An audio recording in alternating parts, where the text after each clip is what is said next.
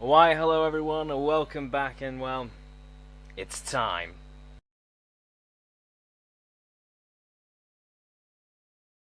So, for those of you that have been not keeping up with me, or pretty much the channel, or you might even be new here, well, for many months now, I have been planning a huge upgrade, as you can probably see it on the table over there. I've been planning to upgrade for quite a while to the Ryzen 3950X, and guess what? Today, it's finally here! Excuse my slight giddy delight. And, yeah, I got a 3950X, so we're going to talk about it in this video today. In a couple of weeks' time, I'll actually go ahead and put installing all, and then hopefully follow that up with how it's been performing since. So, the parts for this builder that I've gone ahead and decided. Well, starting off, we've decided to go with the ASRock X570 Taichi. Now, there's a very specific reason I went for this board over all the other X570 choices. And no, the price was not one of them. This little puppy over here, due to human malware, sadly caused me a great big sum of £325. Quite expensive, a lot more than I should have paid for it, but I'm not going to complain because it is an absolute wonder. It looks gorgeous, it's got RGB, which I only care about because I can set red LEDs and give myself some lighting. It looks pretty damn nice. On top of that, well, really, I say on top of that, more of the only reason I wanted this specific board over all the others. It comes with Thunderbolt 3 support.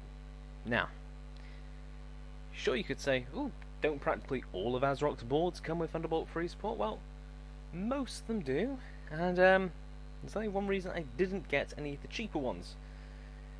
This one actually has support for the cooler I'm going to mount for it, because I'm planning on putting on my NHD15. And sadly, due to the graphics card, as well as the extra graphics card on that, and then with the Thunderbolt 3, that means I need to be able to use all the PCI x16 slots. And the thing is, on all the other boards, because the actual PCI slot is actually at the top rather than one slot down, it means that I can't actually go ahead and put my graphics card into it, because then my cooler will then bump into it. So that's the reason why I've had to go with this board. I could have also gone for the, I think it's the Phantom Gaming, I can't remember which version of it is, but that one is even more expensive, and its only extra feature is that it gets 2.5 gigabit LAN, which I don't really care about anyway, because, hell, I've got Thunderbolt 3. If I want really fast LAN, I'll just get a bloody 10 gig adapter, you know? Okay, and what else about the board? Well, it's also got support for up to 3 M.2s, which I'm planning on filling at some point anyway. It's got an extra EPS 12 volt connector, which, whilst it's honestly kind of unneeded and doesn't need to be filled, it's a nice thing to have. You never know, I might end up doing a liquid nitrogen super overclocking, in which case I might actually go over, you know, the power limit for the standard one. I don't think I will, because I really do like this board and I want to keep it as my main board anyway. Also comes with support for up to 128 gigabytes of RAM. I don't have 128, but I'm not going low either. In there is 64 gigabytes of Corsair DDR4 Vengeance LPX 3200 MHz memory. Now, there is a lot of it. It's actually 2 sets of 16, simply because it actually saved me a little bit of money, and when you've spent that much on a motherboard, you kind of want to save yourself a little bit of dollar. And, well, reason I'm going for it, I do video work. I do a ton of video work. I do multitasking. Hell, I occasionally even run virtual machines. In short, I use a lot of RAM. So, whilst 32 gigs was okay on the older machine, because that was a quad core, I'm now moving up to 16 cores. So, whilst yes, I could still run 32 gigs, it means I couldn't really take advantage of the whole 16 cores that this little Ryzen packs. So by going for 64 gigs, it means that 1, I've got all the RAM that I need for video editing. 2, if I want to run virtual machines or any sort of virtualization task, I've got all the memory I need for it. 3, it gives me, you know, the ability to try out cool new things, maybe even buy a proper one of those software licenses for a proper RAM disk, because why not? It'd be fun to try. So amongst the various reasons why I got a lot more RAM than anyone could reasonably need, oh well, I've got it, it's going to work out for me, and well, hopefully you'll see in a couple of videos times on how I'm actually planning on utilizing all that. Small side note on the RAM. It's the reason why I went for Vengeance LPX over, say, Dominator Platinums or literally any other RAM on the market. It's short as hell. No, I mean that, seriously. Now, granted, there's probably better choices out there, but I have never had a problem with Vengeance LPX memory. I've done several builds with it, and so far I have had zero problems. It always gets the speed that it's rated for, it works perfectly fine, and on top of that, it looks pretty damn decent. The black heat spreaders, it looks professional, at the very least. So, I know it works. And of course, the very short form factor means, well, I can mount my NHG15, because that's the other reason I went for it, because, again, making sure everything's compatible with one another rather than making everything flashy. I could have gone for RGB, but then the RAM would actually be so high that I wouldn't actually be able to install my cooler, in which case, it's a bit of a pain. It's not so much I wouldn't be able to install the cooler, but I wouldn't be able to install the second fan, limiting performance, and when you've got a CPU in there with 16 cores, you don't really want to go ahead and be fussing about limiting your potential performance. Moving on then to the other huge upgrade that I'm getting, I'm moving over to an SSD. Specifically, I'm moving over to this little puppy here, which I'm just going to grab for you guys. This is the Sabrent PCIe Gen 4 NVMe SSD. Yes, you heard me right. I have gone from a mechanical hard disk to Gen 4 SSDs, and I can tell you, even running at Gen 3, Gen 3 speeds, whilst I was running with a 3200G, which is up there, probably just barely out of frame, I can tell you it is marvellous. Going from having to wait for it to load for 10 minutes to just being ready the second that you boot it up. It's wonderful. I love it. I can understand why people want it. Granted, I can say I can live with a hard drive still. I'm not saying this has now made it impossible for me to work with a hard drive. I can still work them. They're honestly perfectly fine for the task. But when you're doing lots of work like I do, having just that extra snappiness and speed, it makes a huge difference to your overall workload. So that's very nice. Not to mention, Thunderbolt 3, 10 gigabit LAN, or if I can figure out how to get the full 40 gigabit speed in between my two PCs, because I'm also getting a second one to put in the little one over there. That basically means that I will be able to write from one of their system drives to the other as fast as humanly possible. Like, not even just a little bit, as in maxing out Gen 4 PCI speed to Gen 4 PCI speed, excluding the CPU overhead. And speaking of CPU overhead, I should probably get to what I've been itching to talk about this entire time. The Ryzen 9 3950X, the 16-core processor from AMD, released, well, back in November now. It was supposed to be released in September, but I'm not going to complain. And hey, I've been waiting a few months on top of that, so when it's released, it doesn't really matter. The fact that I've got one, however, does. Now, this little baby here is going to save me a ton of time. As you may notice, this is a 4K video. I care about you guys. I make sure to get fancy lighting so you can see it properly. It's a problem with 4K video. It's massive. If you want to go ahead and run 4K videos, even a 10-minute clip, if it's completely without any trickery, uncompressed, or if it's of a certain codec, well then you're looking at anywhere between 5 and 20 gigabytes per 10 minutes. Especially so when I do an actual 60 FPS video, which I haven't done for a while because stability issues means I don't do it often. And not stability on the system, stability on the camera, believe it or not. Yeah, I thought that too.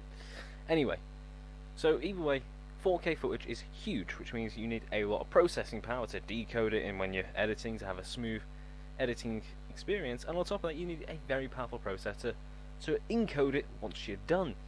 Because it's alright having to nicely sit there and edit it at a fairly fast speed, but the actual rendering of that video, when it goes from, oh, okay, all this is ready, I need to go ahead and put this out there into the world, that's where all the time kicks in, because on top of that I don't just render it once.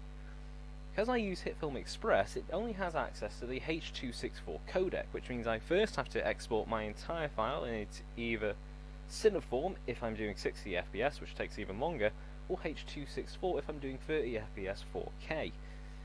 And well, because of how big 4K actually is, I then have to re-encode it into H.265 in order to actually make it small enough to upload for you guys, because I've only got a 5 megabit upload speed, which is pretty damn slow. So putting in a full fat 4K film, sure, I could do it, it's just it would actually take me literal days worth of uploading versus a couple of hours. Not to mention, if the internet went down in that time, I essentially have to restart the upload all over again. See why I decided to go ahead and cut down on time everywhere else, because it's kind of needed for me. As well as, not to mention, it's a 16-core 4.7 GHz processor, guys. I can officially eliminate every last possible CPU bottleneck in any sort of test. It's brilliant. You know, whether it be for gaming, for rendering, for that, it is basically a monster. I think the only reasonable step up from this would be Threadripper, and even then that is literally a 2 to 3 times price increase. This is really not that much price for an incredibly powerful processor. So, to recap then, we're moving up to X570 Taichi from Z97 Gaming 5 from MSI. We are going up from the 32GB of 1866 MHz DDR3 HyperX Savage memory that I had in my old system. You know, we are also then moving from a 1TB mechanical hard drive to a 1TB PCIe Gen 4 NVMe SSD, which is, seriously guys, you have to try one at some point. It is uncomparable with just how insane it is. Like, you click on a game and it just doesn't care. It just suddenly pops up. It doesn't even load. Well, it does load, but it feels like it doesn't with just how rapid it responds. And finally, of course, the piece de la resistance. I'm moving to Ryzen, finally, for reals. Not this Ryzen here, which, granted, really good CPU by the way. Despite the fact that it's only a quad core and it lacks hyperthreading, it's actually really competitive. It actually, in my tests at least, is about on par with an i5 4690, which is actually roughly the same price used if you get it at a good deal. So, if you're planning on, an upgradable PC, I recommend getting one of these. Seriously, I might actually do a review on it at some point. But, of course, we're not here to talk about a petty peasant's Ryzen 3. No. We're here to talk about the Ryzen 9 and how this is hopefully going to change my future. And hopefully the channels too. But, I think I have been rambling on for quite a while now, so I'm going to include a couple of extra shots of B-roll here. Not to mention, finally, I'll go ahead and include the peel for this, because I'm not joking, I've had this motherboard for a few weeks now. And I have been wanting to peel all the plastic off it so badly, but I decided to wait. No, I will wait until I do the video, and then I will peel. So, I'll throw that in now, and I'll go ahead and jump back to you after that little montage.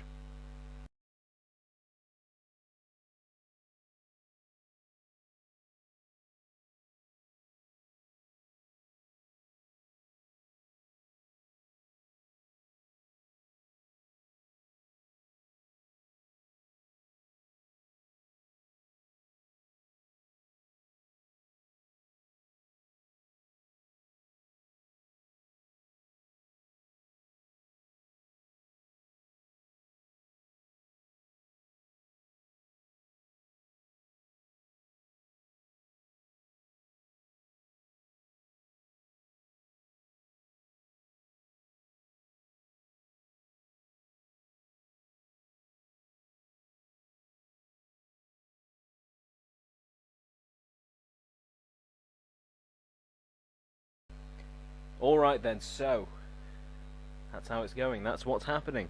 A couple of weeks you'll be seeing this get put together, and of course, hopefully either my adoration or my absolute horror if it goes wrong. Of course, I don't know yet, it's still out of the box, so stay tuned guys.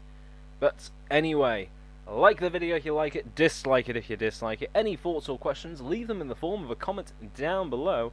Don't forget to check out my Facebook, Patreon and Twitch pages so I can hopefully make more videos like this and more videos with stuff like this in the future. Seriously guys, I love doing this stuff for you. It's too much fun.